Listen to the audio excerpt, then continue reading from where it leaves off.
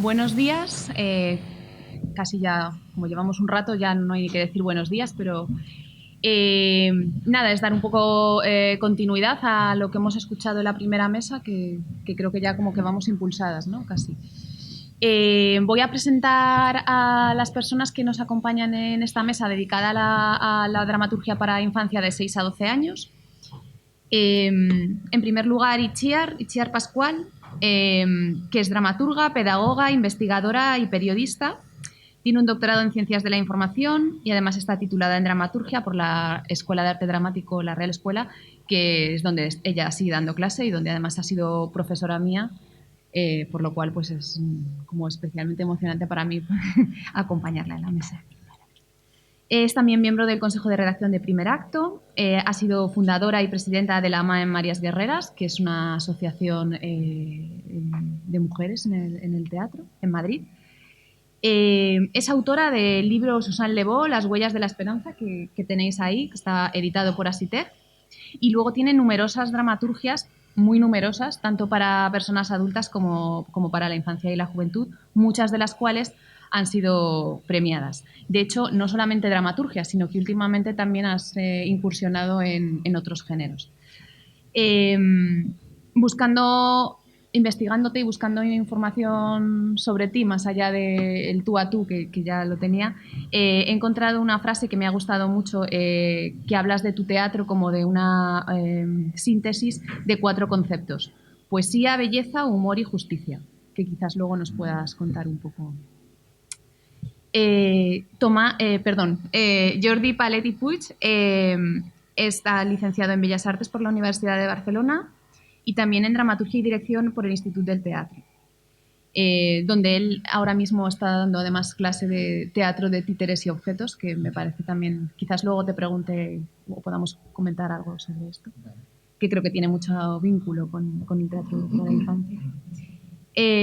Si no he entendido mal, porque todo lo que he encontrado sobre ti está en catalán y a veces me pierdo un poco, ¿dibujas también y escribe, aparte de escribir? Hago lo que puedo, dibujando, escribiendo también.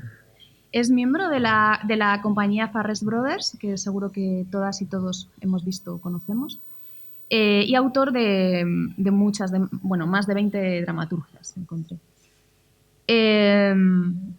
Y encontré una frase también que me llamó mucho la atención en tu web, donde decías, si no traduje mal, busco ojos y orejas, ¿no? O algo así. Sí. Bueno. Y por último, Tomás Afán Muñoz se define como autodidacta, empieza a escribir en 1989 y entre las muchas influencias que reconoce en su trabajo, me llamó la atención la de Sarah Kane, que quizás en teatro para infancia es casi como que da un poco de miedo, pero bueno, quizás también sería interesante rastrearlo. Me llamó la atención una frase que encontré que decías tú, que he aprendido a equivocarme mejor, y hablabas de que sentías debilidad por la comedia, y me parece también que es interesante la reflexión sobre la comedia que aporta, ¿no? En el teatro para la infancia y si es posible teatro para la infancia más allá de esa mirada que aporta el humor o la comedia. En lugar de darles la palabra, bueno, les he preguntado, en lugar de darles la palabra y que cada uno hagan como su pequeña charla y luego, como he visto que en la primera mesa había un poco esa intención y enseguida ha habido como intervenciones, pues creo que quizás es más interesante lanzar, yo tengo un montón de preguntas, lanzo alguna y quizás como que se vaya enzarzando la cosa y que podáis intervenir también, ¿no? Me parece, ya a las alturas a las que estamos igual es mejor. Bueno, la primera pregunta, si os parece, es muy sencilla y casi va más a que penséis en vuestros inicios. ¿Cómo llegáis o cómo empezáis, os planteáis crear dramaturgia para la infancia? ¿En qué momento y quizás con qué influencia de creadores o de compañías que pudierais tener ahí como referentes? Bueno, yo personalmente empecé pues con la accidente, la verdad. Yo entré en una compañía y entré actuando. Había hecho una obra en el instituto y me llamaron están buscando un actor para actuar. Entré, había un repertorio y de pronto la compañera como que se disolvió y hacía falta un nuevo repertorio. Me dijeron, oye, tú has escrito poesía, yo escribía poesía. Haz una obra de teatro. Si eso es muy fácil, son la gente hablando. Y hice una obra que fue bastante desastrosa. La siguiente obra, porque yo no me desanimo con facilidad, era menos desastrosa y poco a poco llevaba a hacer obras que incluso funcionan en una palabra que la gente contenta, estoy orgulloso de la que no la vergüenza.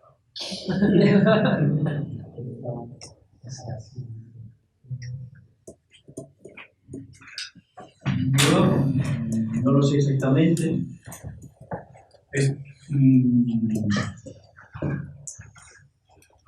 Porque siempre he tenido como una cierta afinidad con la mirada de los niños. Ahora que soy padre, me encuentro un poco más rocambolesco. Estoy un poco más en crisis que antes. Simplemente por un tema de me sentía más cómodo, más hablando desde la mirada de un niño que desde la mirada de la adulto. Y más adulto.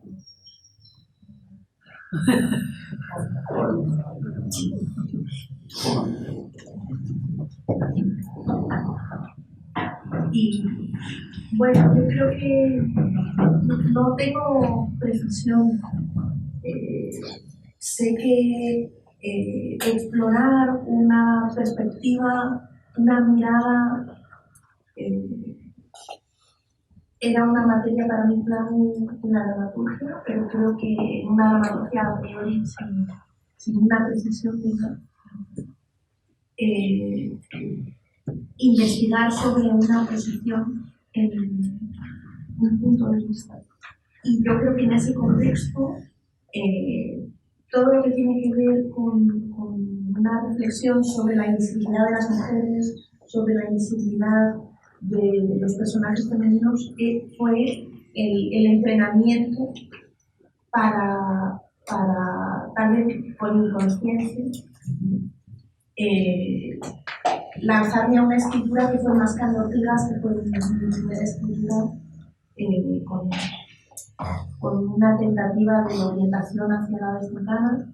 Fue una enorme fiesta que así considerara que ese texto merecía ser premiado, mereciera ser publicado, y además eso significó la oportunidad de ir por primera vez a CITEC y participar en un encuentro promovido por CITEC donde conocía a sus alumnos. A partir de ahí ya esto no podía ser inconsecuente, esto no podía pasar sin consecuencias, y aquí estamos. ¿Diríais que hay alguna especificidad o algo específico del teatro también que no esté en guionistas, tanto en contenidos como en aspectos más formales? ¿O alguna utilidad, como se ha mencionado en la mesa anterior? Es una palabra que no. Bueno, yo personalmente cuando escribo una obra, intento plantearme el público. Yo tengo un problema de que participé en una mesa de debate con Sánchez Sinisterra en la que él defendía que uno debe de olvidarse del público cuando escribe teatro. Yo tengo el problema, y además tenía razón, lo razonaba, y decía, tienes razón, pero no puedo hacerlo. Yo empecé actuando, entonces, cuando actuaba en mi propia obra, veía la reacción del público todo el tiempo, entonces lo pasaba muy mal cuando la reacción no era positiva, lo pasaba genial cuando el público reía, cuando se emocionaba, entonces todo eso yo lo he ido acumulando en una especie de archivo en la que he ido, digamos, viendo qué cositas de las que yo escribía conseguían el resultado deseado. Y todo ese archivo yo lo tengo cuando estoy escribiendo. Esas cientos de funciones que he ido representando a la vez que iba analizando como autor. Entonces hacía ese dibujo. Estaba actuando, pero a la vez estaba analizando como autor. Y todo ese archivo es como una serie de textos que yo tengo colgado en el hombro cuando estoy escribiendo, y que me miran de ojillos y dicen, sí, por ahí sí, eso no va a gustar, eso no lo voy a entender. Entonces, yo cuando escribo, pues intento plantearme esto va dirigido al futuro. A veces no corresponde. Yo escribí una obra que se llama Infantil, la obra de los payasos, que estaba en el principio pensada para la franja más o menos de 6 a 12 años, y que de pronto empiezan a representar los grupos universitarios, empiezan a representar incluso en un asilo de la enfermedad, como comentaba en la mesa. Y bueno, no sé muy bien, la presentación de la vida de que trasciende. Es que como dijo Jorge, en la anterior, que Sánchez Sinisterra, perdón porque es el dios en esta casa, es el creador de la sala de Guet, él no piensa en el público porque no escribe para niños. Yo creo que sí. Que si escribes para niños, tienes que pensar que escribes para niños.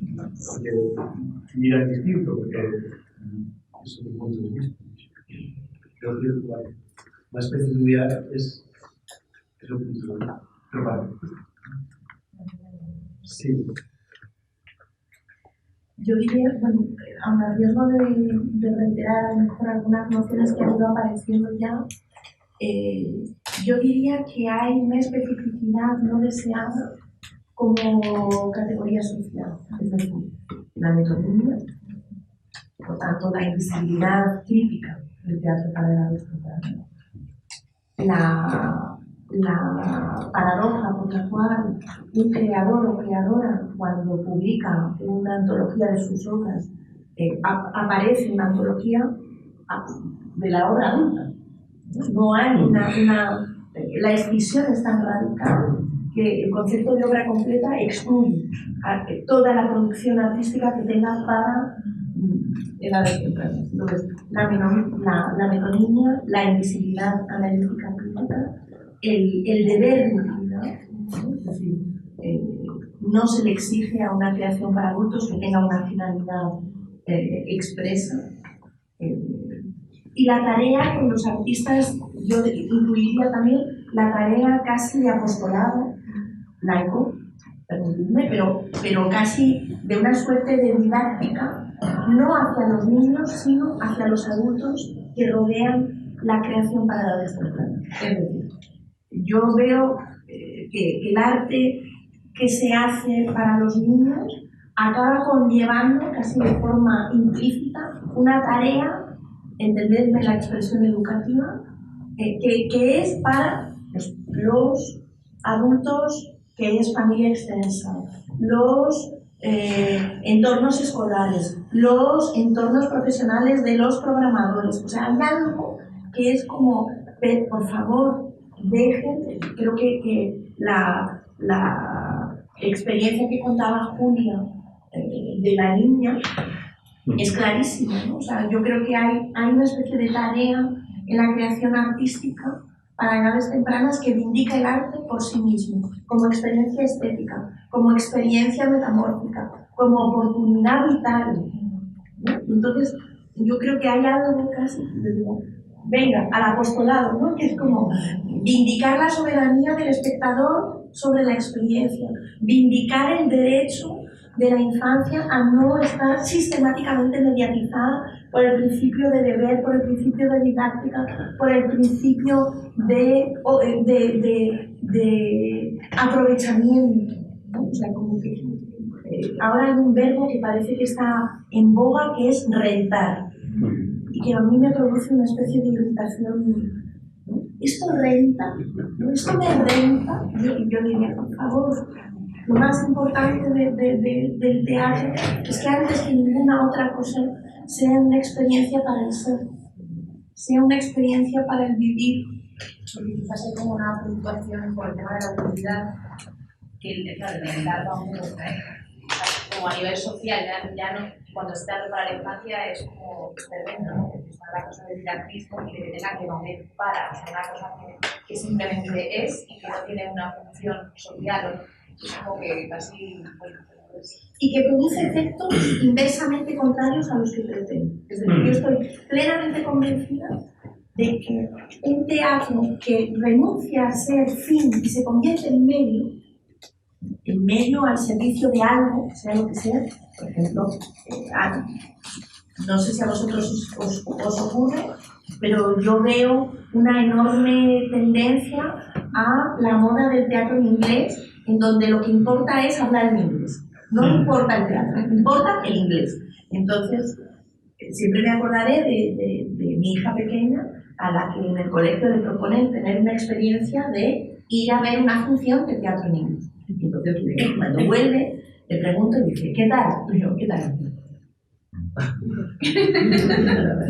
Y me dice, ni era teatro ni era inglés.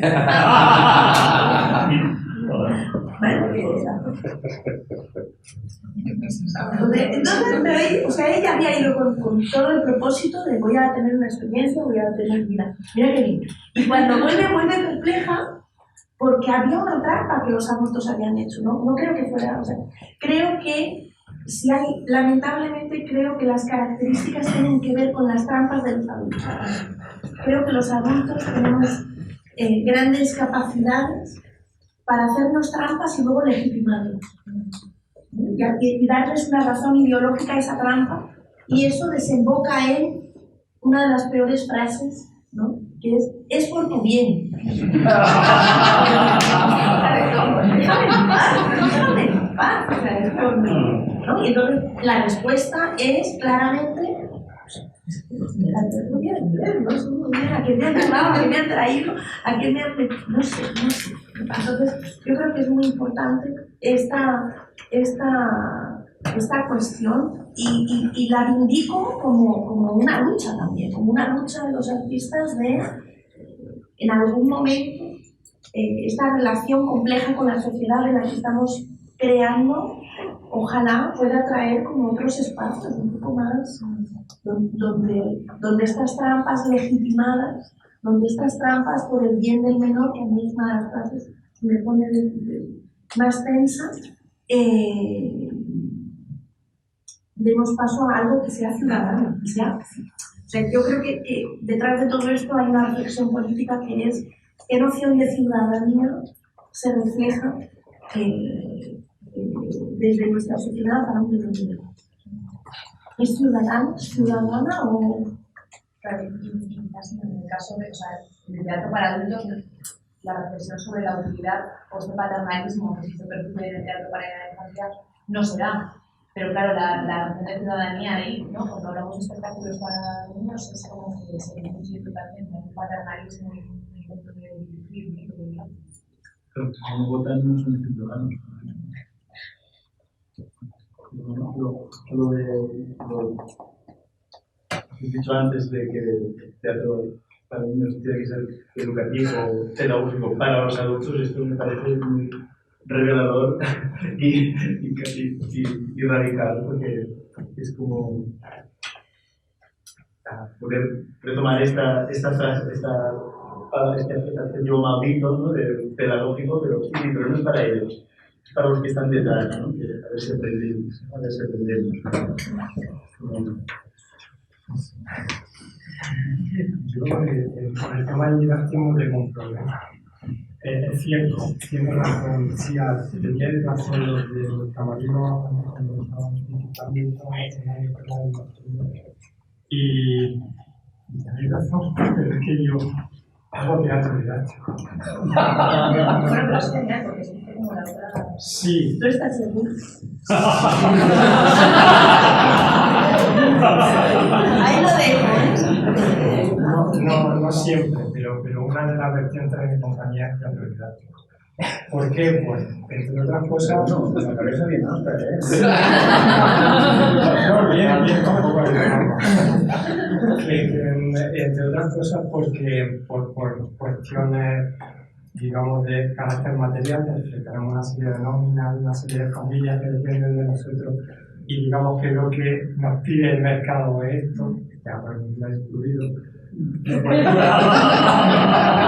Por otro lado, yo creo que si realizamos el negativismo yo, de hecho, este último año no he escrito ninguna obra porque la estoy replanteando hacia dónde ir. Pero también, por otro lado, recuerdo mi época de estudiante, recuerdo profesores que me explicaban las clases viviéndolas, haciendo que renunciar a esa herramienta. Yo tengo 3 niños pequeños y el otro día me preguntaba uno de ellos, me comentaba, me han dicho en el cole que tengo que citar una poesía o leer una poesía. ¿Qué rollo? Y yo pensé, ¿cómo qué rollo? Yo tengo que hacer una obra para intentar resaltar los valores de la poesía y intentar llevarla a tu pueblo y que la vean, en fin. O ellos están muy enganchados con el tema de videojuegos. Necesito hacer una obra en la que analizar el tema de los videojuegos e intentar de alguna manera que veáis otra visión que no sea la que estáis todo el tiempo. O sea, digamos, ellos reciben un montón de estímulos. Yo creo que el teatro puede funcionar como el medio de dar otra visión. Yo estoy intentando ahora acordarme como ejemplos concretos y, por ejemplo, estudias en un programa.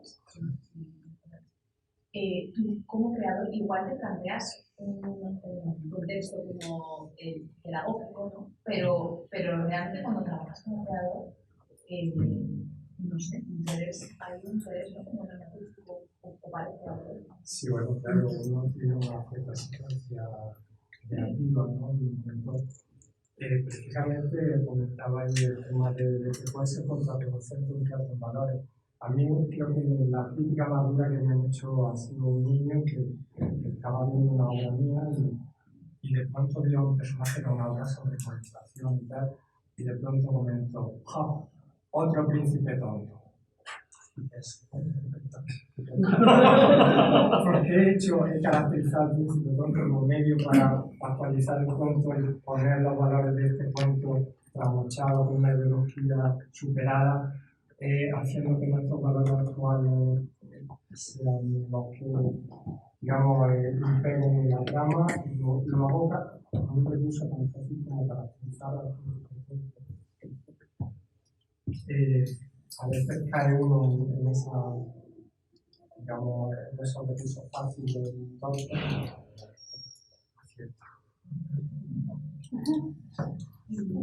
Estamos yo estamos en el taller con Susan todas estas tardes y estamos hablando de sobre los temas, ¿no? Los contenidos y la dramaturgia. ¿Creéis que hay algún tema que no se pueda tocar?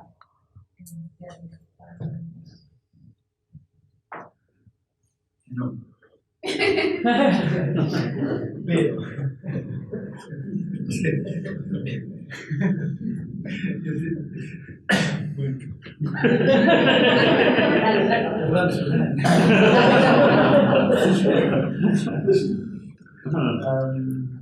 es que el tema de los temas es el único tema que me he preparado.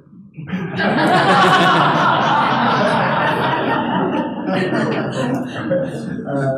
he preparado viniendo en el tren.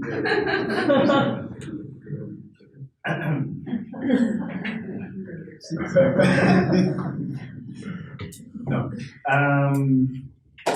Es que pasa una cosa. Bueno, me lanzo sin un año, ¿vale? Una especie de interrumpirlos. Que yo, antes del 2013, pues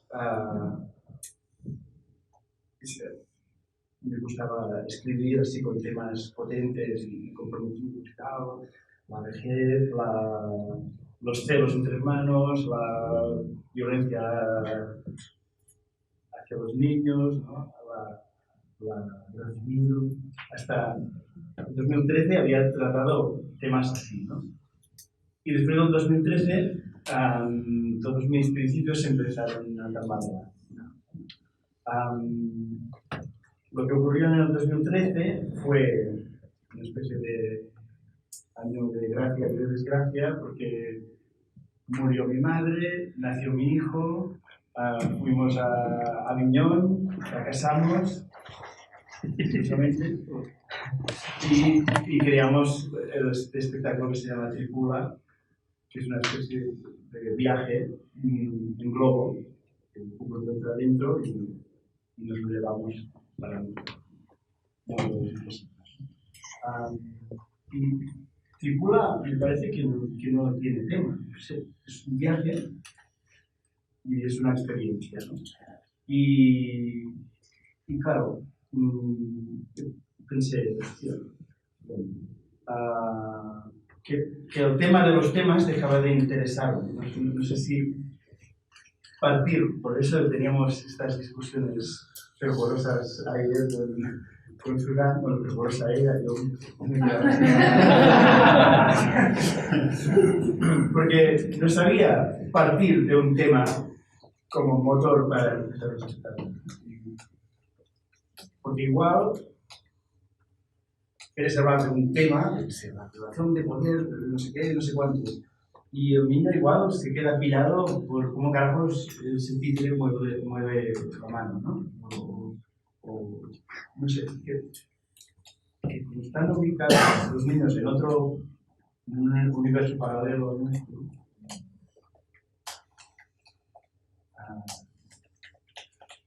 yo sé que no tiene que haber la cosa de la cosa impositiva y tal, ¿no? de la superioridad del adulto en respecto a los niños, pero es que incluso si te pones al mismo plano de visión, puede ser que él esté aún más en otro plano de visión, ¿no? Y no sé, igual el niño tiene suficiente con estar en un sitio donde el tiempo se para durante unos instantes y luego vuelve a funcionar y vuelve a ir con pistas y tenemos que ir aquí, tenemos que ir aquí. Y el teatro es solo un momento de presente radical. Y bueno, no es que haga una arenga a favor del teatro evasivo ni nada, pero que igual lo importante es este momento compartido y que el tema igual es una excusa, ¿no? Por igual es el medium, pero no es la esencia. Bueno. A ver, perdón, ¿por qué añadir algo sobre Por favor.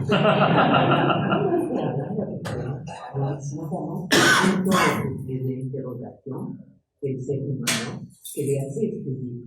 No es más que esto. El punto de partida, sí. Pero como... puede ser cualquier cosa. Y quizás puedes tener ese punto de partida y luego darte cuenta de que llegas a otra cosa que era diferente, que ahora tenías que... Es que a mí esto me pasa siempre, no solo con lo que tenemos entre manos estos días, sino que me pasa siempre en los últimos años. Y hay otro año de gracia, que es el 2019, porque es el año presente, es el aquí y el ahora, y vengo arrastrando el shock todavía de haber hecho el espectáculo más grande de mi vida, que fue la visita de la vieja dama, que es para adultos, y al cabo de pocos meses empezar el espectáculo más pequeño de mi vida, que era Zapatos Nuevos con Tian. Y este contraste, ahora estoy todavía como caracterizando estos procesos tan contrarios, ¿no? de implicación, ¿no? Y además, en 2019, estoy viniendo a Barcelona cada día para hacer el curso con Suzanne y leyendo el libro de Lola, y todas estas no convicciones se replantean todavía más. Pero el tema de los temas es mi tema. Y es aquí mi exposición. Perdón, hay un problema con esto de los temas comprometidos, ¿no? parece que es obligatorio hablar de, no sé, la muerte, el sexo, no sé, ¿no? Y a lo mejor, yo creo que el compromiso con el espectador es muy generoso y paga de antemano. Luego tú le das, ¿no? Que uno tiene que corresponder a esa generosidad con generosidad. El compromiso consiste en ser honesto y dar lo que tienes. El tema, yo creo que es una excusa para apelar al ser, al vivir, que decía. Entonces, yo no creo que haya temas más comprometidos que otros, ¿no? Creo que hay formas más comprometidas que otras, ¿no? El tema puede ser la alegría, yo qué sé, ¿no? La alegría de estar vivo, coño. Y ahora, ¿cómo te lo plantees? Si todo consiste en sacar confeti y globitos, y a lo mejor el confeti y globitos es fantástico, ¿eh? Pues es una forma, ¿no? Otra forma es hasta dónde te desnudas tú como creador, hasta dónde te permites dudar, hasta dónde tus dudas y tus cuestionamientos los pones encima de esto. Entonces, y claro, temas comprometidos, vamos a hacer un teatro de lo terrible, a lo mejor, ¿no? De lo sórdido, y yo creo que... no sé. No. Perdón. Bueno, yo personalmente, cuando planteo un proyecto, tiene que ser que hay algo, un detonante que hace que sienta una necesidad casi física de mira, esto necesito hacerlo. Bueno, también trabajo por el cabo. Pero siempre intento llevar a mi terreno el proyecto y sobre todo disfrutarlo, que sea un viaje que me aporte cosas y que intentar no recorrer 2 veces el mismo trayecto. Porque si me sé el camino me aburro, necesito ir a otro sitio, cada vez a un sitio diferente. Y que haya un proceso diferente con el que yo aprenda, que me enriquezca. Y si no, buscar la estrategia, si a priori no parece que vaya a disfrutarlo, buscar la estrategia para disfrutarlo y buscar algún tipo de atajo que me haga pasarme, si no sé.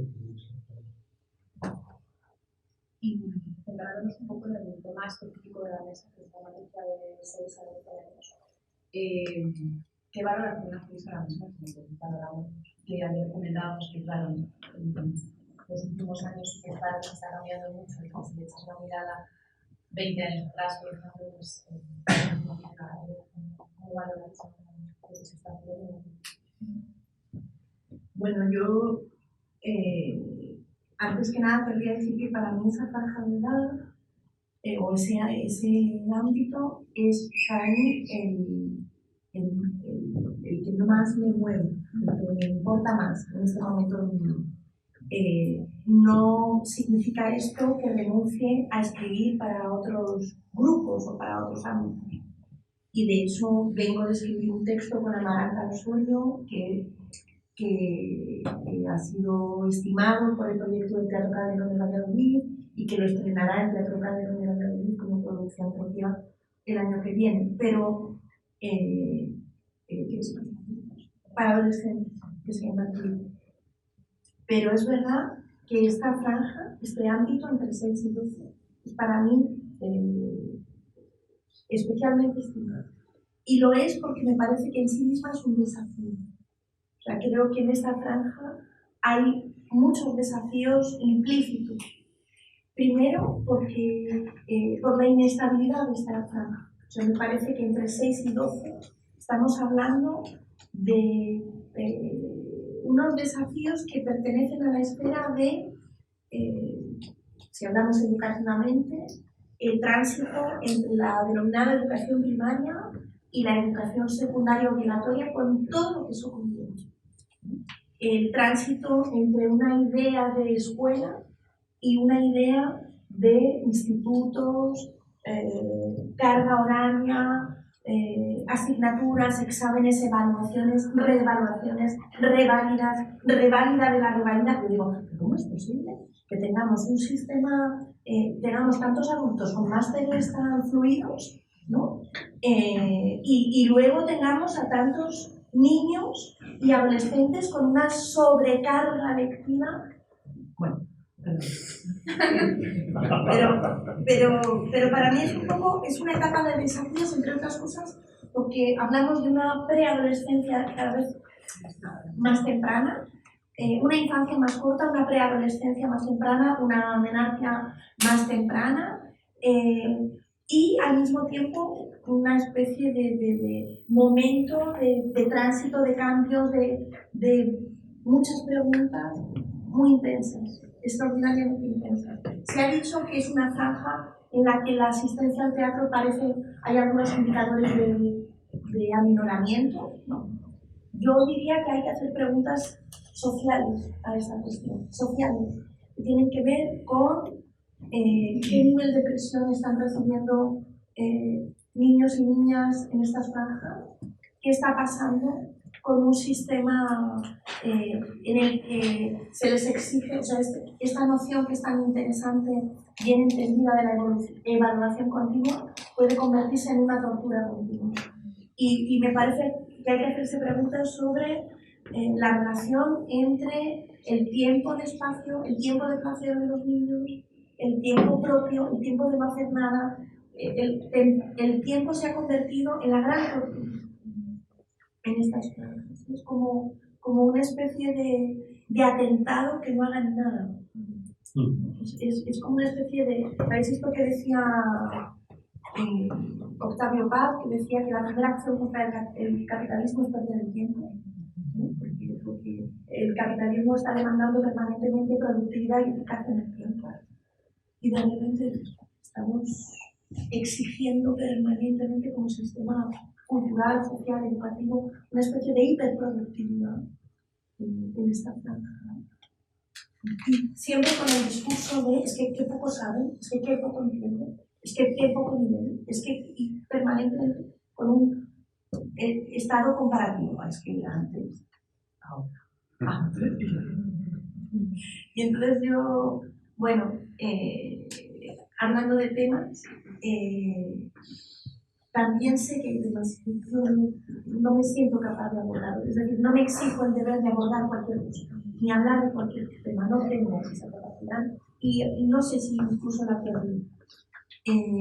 Acepto humildemente también la incapacidad y la impotencia como elementos que forman parte del proceso creativo. También sé y me adhiero completamente a lo que dice Tomás. Mi punto de partida es una necesidad expresiva. Algo que me duele y algo que me importa. Y ese algo que me duele y que me importa adquiere en algún momento una naturaleza concreta, ¿no? La idea de la que hablaba Ramón ayer. Para mí es una noción de la que Ramón hablaba. La innegociable necesidad de contar algo como duda, como dolor, como experiencia, pero innegociable. Por eso no creo que Tomás haga teatro didáctico, porque si queréis lo hablamos en el otro. Y porque cuando hay una necesidad innegociable, cuando esa necesidad innegociable está comprometida con el aquí y ahora, yo creo que el didáctico queda fuera. Yo creo que el problema tiene que ver con el obstinado deber de contar algo productivamente, ¿no? Con esta noción de hiperproductividad, por encima de la noción de experiencia, por encima de la noción de placer estético, por encima de la noción de vida. Por eso, todos estos desafíos de esta franja hacen que sea mi franja favorita, porque ahí me meto en el lío de desafiarme a mí mismo, haciéndome preguntas, por ejemplo, sobre los límites de la descripción de edad, que para mí es un tema, ¿no? Porque al final el concepto de edad tengo la impresión de que proyecta un punto de vista sobre las competencias de esa edad. Y entonces yo todo el rato estoy como tensionando, desafiando esa pregunta, ¿no? Pero esto es para esta edad, pero esto, pues es que a esta edad, ¿qué? ¿No? Y al final te das cuenta de que ese propio desafío es también como el motor, o sea, la estabilidad, lo conocido, lo hecho no me sirve. Por eso me interesa esta franja, porque me parece que es una franja especialmente dinámica. Y también es que a veces una franja muy amplia, ¿no? También, porque es la revolución que decíais antes de 0 a 3 y de 3 a 5, ¿no? Pues son mundos distintos, pues también. pero es un ámbito como que hay un vacío también, ¿no? O sea, a nivel de compañías y de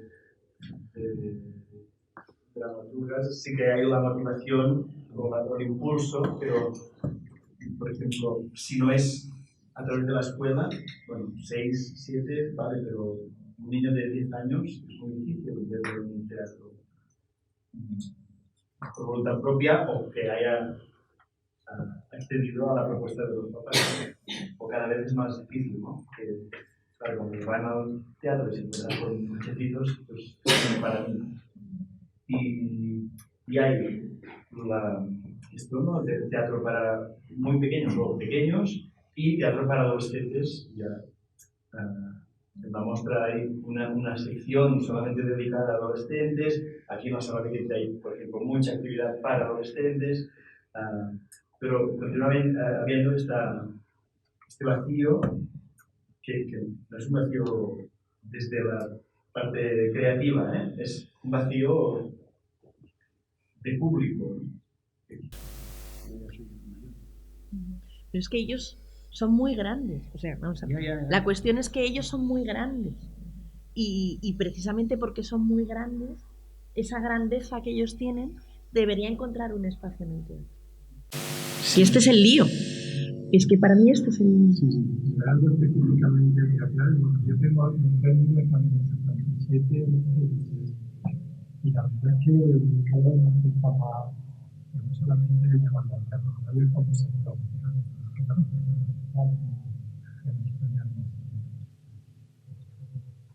pero nos cuesta también eso que viajen, que vayan a un museo, que hagan deporte, cada vez nos cuesta más, no sé si algo implícito en la edad, que conlleva una serie de información con cierta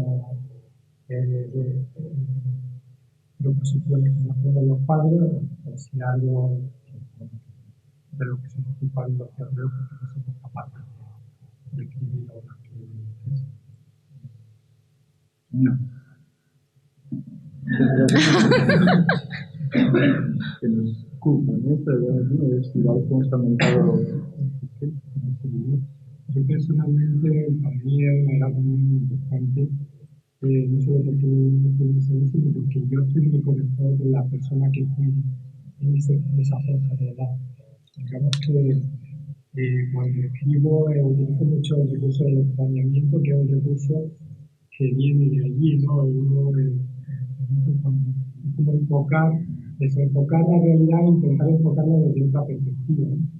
Entonces yo cuando tenía esa edad me gustaba mucho, ¿no? Estaban intentando amoldar el mundo, pero tú tenías capacidad todavía de verlo desde otra perspectiva.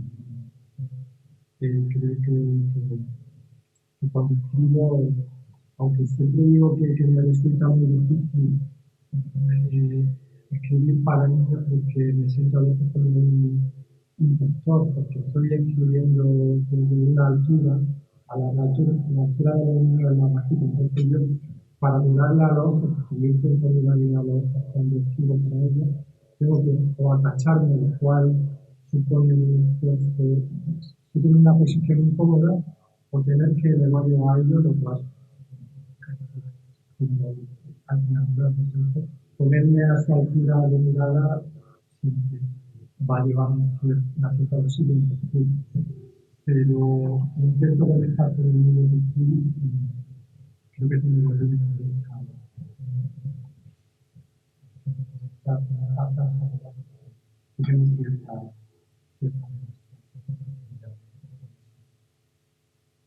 También un poco lo que casi tú has anticipado lo que iba a preguntaros, porque supuestamente, claro, la franja de 6 a 12 es muy amplia y niños y niñas que quizás han venido con una práctica ya ir al teatro desde más pequeños, supongo que es más fácil que empiecen esta franja de los 6 acudiendo al teatro, pero parece que hay un problema a medida que nos acercamos al final y ya empieza la preadolescencia, que como tú has dicho además es cada vez más temprana. Y en este momento se supone que como que se están perdiendo estos públicos o no se está sabiendo generar contenidos o espectáculos que logren entretenerlos o que logren mantenerlos ahí o hacerlos volver. También yo diría, sin que necesariamente sea la única cuestión que debamos abordar, pero aunque sea, creo que procede referirla, ha habido una situación de reducción de salarios de forma transversal en muchos sectores de la sociedad, en el que el concepto de la campaña escolar se ha convertido en algo que no era necesariamente accesible para todos y para todas. Me contaba la semana pasada una persona de una compañía de Zaragoza que el Ayuntamiento de Zaragoza, que habían tomado conciencia de cómo en campañas escolares con colegios, clarísimamente había determinados colegios de determinados barrios de la ciudad donde la campaña no salía. No salía porque cuantías que podríamos considerar a priori no especialmente gravosas se convertían en algo que las familias no dedicaban al teatro. Entonces, ahí hubo una intervención desde el Ayuntamiento de Zaragoza de decir, a ver, aquellos colegios en donde veamos que está habiendo que estaban implicados en campañas escolares anteriormente y que tenían una tendencia, si eso está aconteciendo, vamos a trabajar ahí. Y vamos a garantizar que haya campañas escolares transversales, ¿no? De colegios de distintas partes de la ciudad, de distintos barrios, de distintos contextos, porque de lo contrario estaremos haciendo también un análisis que no está teniendo presente esa realidad concreta. Entonces, yo creo que no podemos perder de vista que eso ha ocurrido y que no sabemos si eso realmente se ha resuelto ya o no. Eso por un lado. Por otro lado, yo creo que vuelvo a la relación entre horario, vida cotidiana, formación, presión. Hace 2, 3 años, ¿recordáis el estreno de la película Inside Out? Que fue un fenómeno en determinados ámbitos y que estimuló que en algunos lugares se pusieran como pequeñas tareas o reflexiones específicas, ¿no? En el colegio de mi hija pequeña pusieron Inside Out y preguntaron a niños de 5º de primaria, 6º de primaria, o sea que estamos en la franja, de las 5 emociones mostradas en la película, cuáles de esas emociones les parecían más importantes, ¿no? Y cuáles afectaban más a sus vidas, ¿no? Hablo de un colegio de un barrio de Madrid más o menos estable, más o menos. La mayoría de los niños dijeron la tristeza. Clarísimamente. Hubo una pequeña franja que dijo la ira, mi hija estaba ahí, dándolo todo, pero realmente la emoción dominante era la tristeza. Entonces, y pregunto, hablando de esta reflexión sobre temas, o sea, un punto de partida creativo en el que el tema de un espectáculo para franja a partir de, pues eso, entre 6 y 12 fuera la tristeza. Y de repente estoy segura de que habría...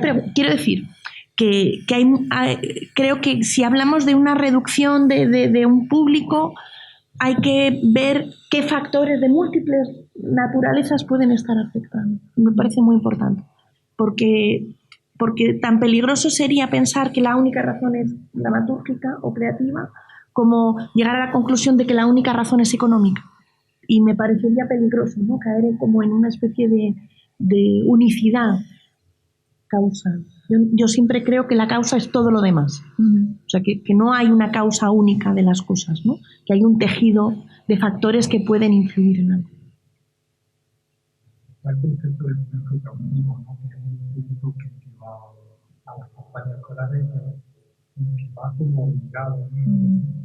es lo que comentaba antes, el público de esa clase de edad, sobre todo de 10 o 15 años, no iría en principio al teatro por sí solo, que le gusta a la luz. Y que porque no les contamos o sea, no abordamos los temas que ellos desean, porque claro, nosotros cuando nos planteamos escribir obras, normalmente como son los padres los que deciden, o los profesores, que aquí obras vamos a tratar, no son los niños directamente, sino los niños directamente los que deciden. No sé si, ¿qué temas les gustaría ver?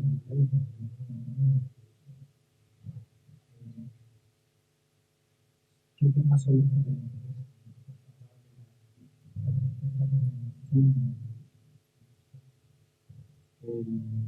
mi hijo en concreto le gustaría ir a ver una obra de dinosaurio o una obra de superhéroes, una obra sobre videojuegos. De hecho, he movido, no le ha gustado.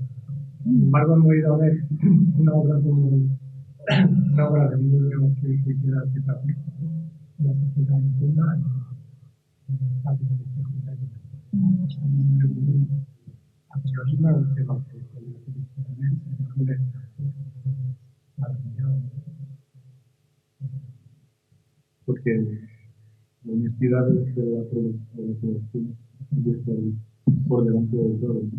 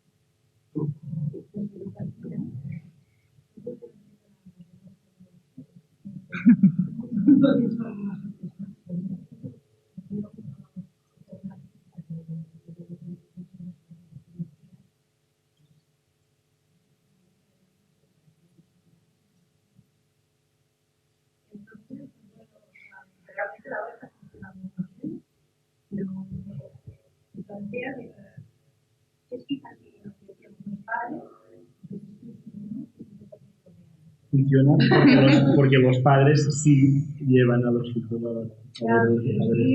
para poder decir así con una mano más grande que viene del escenario y que así le da al ojo al niño. Sí, pero si ellos no, claro, para ellos no.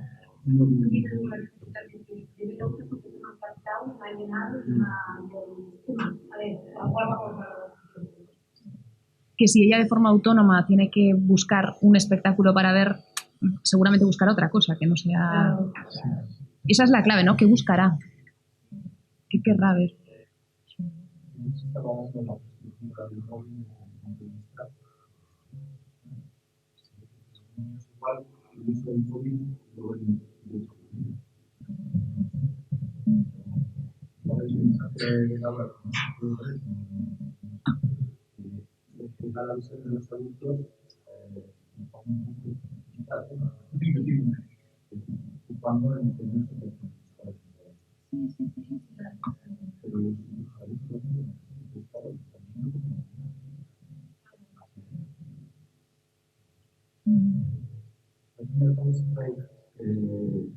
Una distancia entre la entrada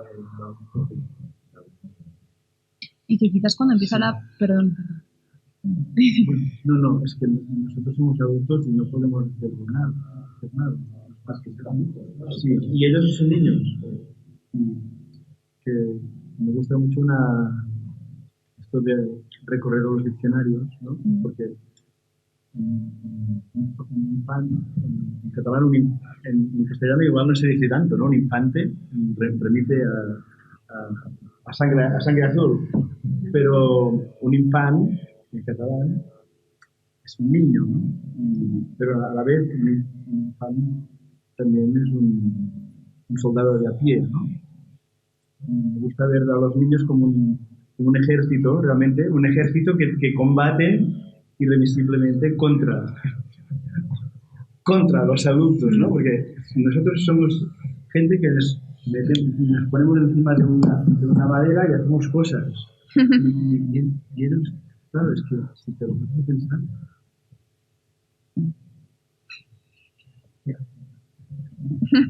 Que lo hagas muy bien, ¿no? Y no sé. Y porque la preadolescencia también, que es como es justo este final de la franja, ¿no?, que nos tiene aquí hoy, es como el momento también de, yo no tengo hijos, pero como el momento de rebeldía, ¿no? O sea, como de empezar a ir a la contra y justamente ir como buscar igual justo lo contrario de lo que te han... Pero por eso yo creo que para mí el desafío es tan poderoso y es tan interesante. Y también querría decir que yo creo que hay algo que tal vez convendría meditar, que es la idea de que presuponemos relaciones unilaterales, unilaterales y unidireccionales. Es decir, que la protección, el cuidado, la atención es unidireccional y unilateral. Yo creo que eso es una trampa de los adultos. O sea, esta anécdota que estás contando me la imaginaba en mi entorno y yo creo que si hubiésemos, no he visto esa función, no sé, pero si hubiésemos ido a ver esa función en mi casa, alguien hubiera dicho, a ver si os vais dando cuenta, papá, mamá, de que no podéis usar tanto el móvil. O sea, yo creo que habría una lectura que es como, o sea, qué bien está que os vayáis dando cuenta vosotros, claro, que bien está que os deis cuenta de que no paráis con el móvil. O sea, yo creo que hay algo como adultos que creemos que el cuidado es unidireccional y no es cierto, ¿no? Que el aprendizaje, es que yo creo que al perder esa perspectiva perdemos también algo muy importante, ¿no? Que es la capacidad, la oportunidad que toda generación tiene de hacer devoluciones a la anterior. Y eso me parece muy, muy necesario. Y pienso mucho en esa idea de, o sea, estaba pensando en mi casa, por ejemplo, hablando del miedo que salió ayer, ¿no? Pues en mi casa, las películas de miedo, claro, o sea, el miedo como experiencia y tal. Y en mi casa, mi hija pequeña, si hay una película de miedo, dice, anda, ponte cojo. O sea, ¿por qué? Porque la que pasa miedo soy yo. O sea, la que pasa miedo soy yo, a la que me asusta el miedo es a mí, y mis hijas dicen, oye, pues bueno. Pero lo cual significa, lo cual creo que también es hay una reflexión en esta franja, y vuelvo. Una de las preguntas que como sociedad deberíamos hacernos es ¿cuáles son los ritos de crecimiento? O sea, toda sociedad y toda época ha tenido ritos de paso, ¿no? Ritos de crecimiento. ¿Cuáles son los ritos de crecimiento, los signos y los símbolos de crecimiento de nuestros chavales y chavalas? ¿Y qué naturaleza tienen? Es importante esta pregunta porque hay muchos, o sea, porque como sociedad habla muy claramente de nosotros como construcción social. Muy claramente. Entonces yo diría que qué espacio, qué territorio propio tienen nuestros preadolescentes y adolescentes para desarrollar esos pasos y qué mensaje nos aportan, ¿no? Y ahí ya tenemos material para reflexionar y para preguntarnos muy grande. Creo que alguien quería decir algo. Los temas y todas estas cosas, un tema que es el tema de la relación. Los temas de teatro se llaman juegos, ¿no? Entonces, también es un sistemático en que intentamos coger la la relación en cuenta. Entonces, de la misma forma que el autor está jugando para poner al público, porque si no es un objeto, pues es un esfuerzo, pues lo mismo, creo que es un sistemático, la desconexión, que da placer a la generación, cada momento, con cada capacidad o muchos pequeños asesinos. Entonces, estamos muy preocupados siempre, ¿no?, en los problemas, en sacar también en la historia del arte las críticas de la historia de los romanticismos, ¿no? Crear a partir del dolor de sacar la porquería, no sé qué, como mentira también. En medicina que trabaja a partir de eso, de cambiar un desastre, ¿no?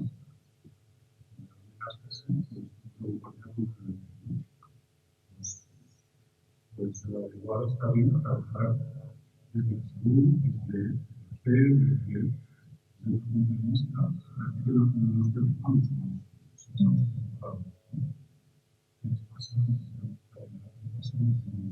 ¿Qué pasa con esto? ¿Cómo podemos solucionar? Un niño de 0 a 3, ¿en qué disfruta un niño y en cada época histórica seguramente hay matices, se disfrutan en cosas diferentes, ¿no? Pues igual esta cosa es muy sutil, igual a veces lo perdemos, ¿no? Con tanta preocupación y angustias, etcétera. Lo que acabamos haciendo es cosas angustiosas, sacar nuestra angustia, pero sí, porque vivimos el placer o las cosas de otro punto de vista y lo sacamos ahí, igual también lo recoge el público, ¿no? No sé, lo lanzo ahí como una cosa a tratar, como un tema también, ¿no? Las cosas amables, agradables, placenteras, igual puede haber un conflicto, pero si hay un juego con ese conflicto, con los niños, la creatividad, los que han hecho bellas artes o así, pues se plantea desde el concepto, ¿no? del arte, esto es arte, no es arte, pero la creatividad no es si es arte o no es arte, es el juego que da. Cuando salpicas con un pincel o intentas, depende de tu objetivo, si hay un juego y un foco en ese juego, pues hay unos resultados. Entonces, a veces nos perdemos, creo que me da la sensación que nos perdemos en grandes preocupaciones, que es la crostra. En el fondo hay otra cosa mucho más básica, no sé, me da la sensación. Es que yo creo que me interesa mucho lo que dices, porque también creo que pones una palabra que seguramente es clave, que es preocupación. Y intentando buscar lecturas de trabajo de investigación sobre adolescencia, me di cuenta de que, encontré una bibliografía amplísima que era adolescencia y abuso y adicción de las nuevas tecnologías, adolescencia y primeras adicciones, adolescencia y ludopatía, alcoholismo, droga, alcoholismo y enfermedades de transmisión sexual, adolescencia y violencia, acoso escolar, mobbing, violencia y fracaso escolar y abandono temprano de la enseñanza, adolescencia y adopción, el horror, adolescencia y me di cuenta de que había clarísimamente una noción de problematización de la adolescencia. Lo incluyo, digamos, porque ya, incluyo en la franja de 6 a 12 preadolescencia como un devenir que ya está con estos pasos, ¿no? Entonces, Sin duda, o sea, qué importante. Lo que pasa es que para eso hace falta algo que estaba planteando también Tomás, ¿no? Mirar a los otros. Trabajar desde un espacio en el que sea posible un diálogo que no está preconstruido. Y que no está preconstruido. O sea, la inclusión de lo que importa conlleva una escucha que para mí es holística, que significa escuchar la tristeza, que podría ser clarísimamente un tema tabú, porque el punto de vista es, claro, ¿y qué te va a pasar? Si a ti no te falta de nada, si tú lo tienes muy fácil, ¿no? O sea, estoy haciendo un poco de gag, ¿no? Pero, y al mismo tiempo decir, bueno, ¿y qué papel tiene el placer en tu vida? Pero es que la terapia, por ejemplo, a veces cuando alguien está deprimido o tiene, pues la arteterapia, por ejemplo, a veces se enfoca en el dolor y no se trabaja a través del placer. ¿Qué pasa? No te puedes pasar bien haciendo arteterapia, no puedes tener placer, eso no es terapéutico. Pues la tristeza, que tiene que haber una situación escabrosa, súper dura para hablar de la tristeza, también se puede llevar a otro sitio. Tú cuando vas a una fiesta, te gusta que el ambiente sea festivo, ¿no? Pues crea un espacio para que aparezca otras cosas, aunque trates temas duros, no tiene que ser que, no estoy diciendo que tiene que haber buenismo o que todo sea de color rosa, no voy por ese lado. Me refiero más a que un tema, es que a veces para hablar de la tristeza parece que tienes que cogerla por el cuello, mira, esto es la tristeza, si no, la tristeza no. Precisamente hablábamos de pluralidad de enfoques. Exacto, sí. Que es un poco lo que hablábamos de ayer, ¿no? La idea de profundizar en la multiplicidad de perspectivas, profundizar en la multiplicidad de lenguajes, trabajar con un enfoque lo más amplio y holístico posible. Querría, si me permitís, he encontrado una cita que me gusta y que para mí refleja muchas cosas, porque siempre creo que al final, bueno, se habla aquí de la poesía, pero por supuesto para mí la dramaturgia estaría plenamente en donde la poesía dice. Nada de lo que es humano debe quedar fuera de nuestra obra. En el poema debe haber barro, con perdón de los poetas poetísimos. Debe haber ideas, aunque otra cosa crean los poetas acéfalos. Debe haber calor animal y debe haber retórica, descripciones, argumentos y hasta política. Un poema es una integración y no ese residuo que queda cuando en nombre de lo puro, lo eterno o lo bello se practica un sistema de exclusiones. La poesía no es neutral. Ningún hombre, ninguna mujer pueden ser hoy neutrales. Y un poeta es por de pronto uno. Esto lo decía Gabriel Zelaya hace más de 40 años y me parece que muchas de las reflexiones de Zelaya hoy son, bueno, esto se lo dedico a Carla, aunque hoy no haya podido venir, pero creo que muchas de las cosas que nos estamos preguntando tienen que ver con cosas que nuestros poetas también estaban planteando hace.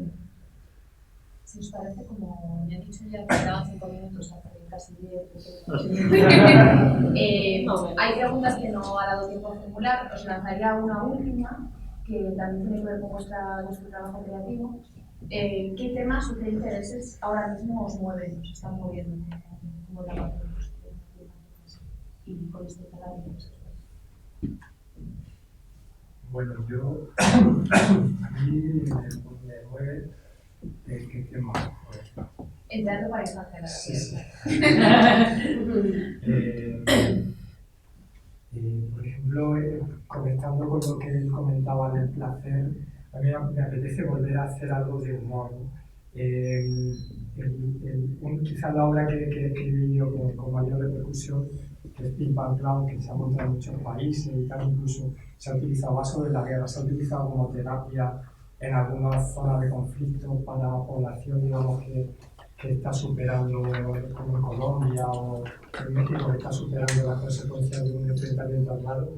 Ahí yo partía de las características clown, la ingenuidad, la meditación, la fanfarronería, la curiosidad, el asombro, una serie de características de todos los personajes clown, la mezclaban con una serie de temas, ¿no? Entonces, intentar buscar el humor a través de situaciones que aparentemente no tienen nada de humorístico, creo que bueno, a mí me funciona bastante bien y es lo que hago.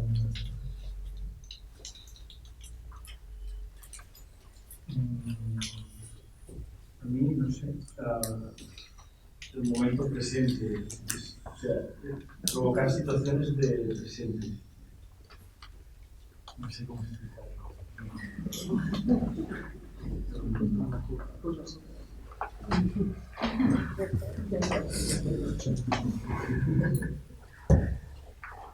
A mí en este momento estoy con una pregunta que ¿es la autoficción un recurso para el teatro para la edad temprana?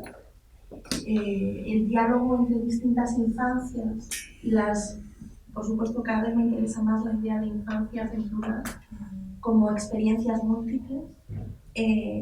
¿Es posible desde la autoficción un diálogo entre generaciones de múltiples infancias? ¿Cómo puede ver hoy un niño de 8 años una experiencia vivencial de otras infancias acontecidas en el pasado y que puedan constituir diálogos posibles intergeneracionales? ¿Eso es posible? ¿Pueden hablarse niños de 90 años y niños de 8? Creo que tiene mucho que ver justo con el final de la mesa anterior, ¿no? De la propuesta de mezclar teatro para niños, teatro para adultos. Yo también. Yo estoy en ese momento. Pues muchas gracias. No, pero que hablaba de infancia y de infantería y todo eso, en infancia también significa el que no tiene palabras. Y anciano significa el que tiene todas las palabras.